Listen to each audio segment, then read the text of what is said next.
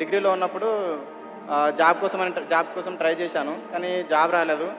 ఎట్లా అంటే నేను డిగ్రీ సెకండ్ ఇయర్ అప్పుడు సబ్జెక్ట్స్ బ్యాక్లాగ్ ఉండే కానీ ఆ సబ్జెక్ట్లో డబ్బు కట్టేసి అంటే ఫీజు కట్టేసి ఎగ్జామ్ రాయొచ్చు. కానీ నేనేమనుకున్నానంటే ఫైనల్ ఉంది కదా, ఫైనల్ లిస్ట్ ఉంది. సో ఈ డబ్బులు దేవునికి ఇచ్చేసి ఒక దేవుడు నాకు జాబ్ ఇస్తే ఈ డిగ్రీ అవసరం లేదనుకున్నా. కానీ ఆ సబ్జెక్ట్ రాలేదు, నాకు జాబ్ రాలేదు, రెండు పోయినాయి. సరే నేనేం అనుకోలేదు, అయితే అయినా దేవుడు నాకు ఎప్పుడో ఒకప్పుడు ఇస్తాడులే అనుకొని అట్లానే ముందుకు సాగిపోయినా. ఇంకో నోటిఫికేషన్ వచ్చింది కానిస్టేబుల్ది లాస్ట్ టైం వచ్చినప్పుడు దాన్ని అప్లై చేసి దాన్ని క్లియర్ చేసిన.